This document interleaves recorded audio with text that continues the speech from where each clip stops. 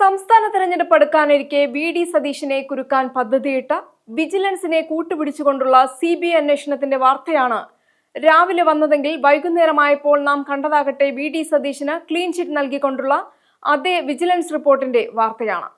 ചട്ടവിരുദ്ധമായി വിദേശ ഫണ്ട് വാങ്ങി ദുരുപയോഗം ചെയ്തുവെന്ന പരാതിയിൽ സതീശനെതിരെ അഴിമതി നിരോധന വകുപ്പ് പ്രകാരം കേസ് നിലനിൽക്കില്ലെന്ന കഴിഞ്ഞ സെപ്റ്റംബറിൽ വിജിലൻസ് ഡയറക്ടറേറ്റ് സർക്കാരിന് നൽകിയ കത്താണ് പുറത്തുവന്നത്. പുനർജനി പദ്ധതിയിലെ വിദേശ ഫണ്ട് ശേഖരണവുമായി ബന്ധപ്പെട്ട വിജിലൻസ് അന്വേഷണം CBIക്ക് വിടാൻ സർക്കാർ നീക്കം നടത്തുമ്പോഴും കേസിലെ നിയമപരവും രാഷ്ട്രീയവുമായ പല വസ്തുതകളും വി.ഡി. സതീശന് അനുകൂലമാണ്. രാഷ്ട്രീയ പ്രേരിതമായ നീക്കമെന്ന ആരോപണത്തിനപ്പുറം ഈ കേസിൽ വി.ഡി. സതീശന്റെ ഭാഗം ശക്തമാക്കുന്ന ആശ്വാസകരമാകുന്ന പ്രധാന ഘടകങ്ങൾ നിരവധിയാണ്. വിജിലൻസ് നടത്തിയ വിശദമായ അന്വേഷണത്തിൽ വിദേശത്തു നിന്ന് സമാഹരിച്ച പണം വി.ഡി. സതീശന്റെ വ്യക്തിഗത അക്കൗണ്ടുകളിലേക്കോ അദ്ദേഹം അംഗമായ ട്രസ്റ്റുകളിലേക്കോ വന്നിട്ടില്ലെന്ന് റിപ്പോർട്ടിൽ വ്യക്തമാക്കുന്നുണ്ട്. പുനർജനി ഫണ്ട് കൈകാര്യം ചെയ്യുന്നത് മണപ്പാട് ഫൗണ്ടേഷൻ എന്ന സന്നദ്ധ സംഘടനയാണ്. വി.ഡി. സതീശൻ ഫണ്ട് കൈകാര്യം ചെയ്തതായി അറിവായിട്ടില്ലെന്നും റിപ്പോർട്ടിൽ പറയുന്നു. ഈ ക്ലീൻ ചിറ്റ് റിപ്പോർട്ട് നിലനിൽക്കെ തന്നെ വിദേശ ഫണ്ട് ശേഖരണത്തിലെ ചട്ടലംഘനം അന്വേഷിക്കാൻ കേസ് CBIക്ക് വിടണമെന്ന് വിജിലൻസ് സർക്കാരിനോട് ശുപാർശ ചെയ്തിട്ടുണ്ട്. അഴിമതി നിരോധന നിയമപ്രകാരം വി.ഡി. സതീശനെതിരെ കേസെടുക്കാൻ മതിയായ തെളിവുകളില്ലെന്ന് വിജിലൻസ് തന്നെ നേരത്തെ വിലയിരുത്തിയത് അദ്ദേഹത്തിന് വലിയ നിയമപരിരക്ഷ നൽകുന്നുണ്ട്.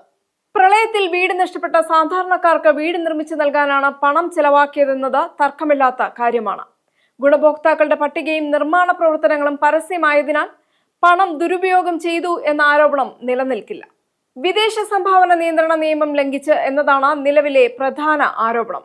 എന്നാൽ FCRA നിയമലംഘനങ്ങൾ അന്വേഷിക്കാൻ സംസ്ഥാന വിജിലൻസിന് നിയമപരമായ അധികാരമില്ല. ഇത് കേന്ദ്ര ഏജൻസികളുടെ പരിധിയിൽ വരുന്ന വിഷയമായതിനാൽ വിജിലൻസിന്റെ കണ്ടെത്തലുകൾ കോടതിയിൽ എത്രത്തോളം നിലനിൽക്കുമെന്നതും ചോദ്യചിഹ്നമാണ്. അതേസമയം CBI അന്വേഷണം വേണമെന്ന വിജിലൻസ് ശുപാർശയെ സതീശൻ ഭയമില്ലാതെയാണ് നേരിടുന്നത്. ഏത് അന്വേഷണത്തെയും സ്വാഗതം ചെയ്യുന്നു എന്ന അദ്ദേഹത്തിന്റെ ഉറച്ച നിലപാട് രാഷ്ട്രീയമായി അദ്ദേഹത്തിന് മുൻതൂക്കം നൽകും. അന്വേഷണം നടന്നാൽ ആരോപണങ്ങളിൽ നിന്ന് പൂർണ്ണമായി മുക്തനാകാൻ കഴിയുമെന്ന ആത്മവിശ്വാസമാണ് ഇതിലൂടെ പ്രകടമാക്കുന്നത്. സർക്കാരിന്റെ അഴിമതികൾക്കെതിരെ വി.ഡി. സതീശൻ ശക്തമായ നിലപാടെടുക്കുന്നതിനാലാണ് ഇത്തരമൊരു കേസുമായി സർക്കാർ മുന്നോട്ട് പോകുന്നതെന്ന് പ്രതിപക്ഷം വിശ്വസിക്കുന്നു. രാഷ്ട്രീയമായി നേരിടാൻ കഴിയാത്തതുകൊണ്ട് കേസുകളിൽ കുടുക്കി നിശബ്ദനാക്കാനാണ് ശ്രമമെന്നാണ് അവരുടെ ആരോപണം. അതേസമയം 2026 നിയമസഭാ തെരഞ്ഞെടുപ്പിന് മാസങ്ങൾ മാത്രം ബാക്കിയുള്ളപ്പോൾ വർഷങ്ങൾ പഴക്കമുള്ള ഒരു കേസ് CBIക്ക് വിടുന്നത് രാഷ്ട്രീയ പകപോക്കലാണെന്ന വാദത്തിന് പൊതുസമൂഹത്തിൽ വലിയ സ്വീകാര്യത ലഭിക്കുന്നുണ്ട്. ഇത് ഭരണവിരുദ്ധ വികാരം വർദ്ധിപ്പിക്കാനും വി.ഡി. സതീശന് അനുകൂല സാഹചര്യം ഉണ്ടാക്കുന്നതിനും അവസരം നൽകുന്നു.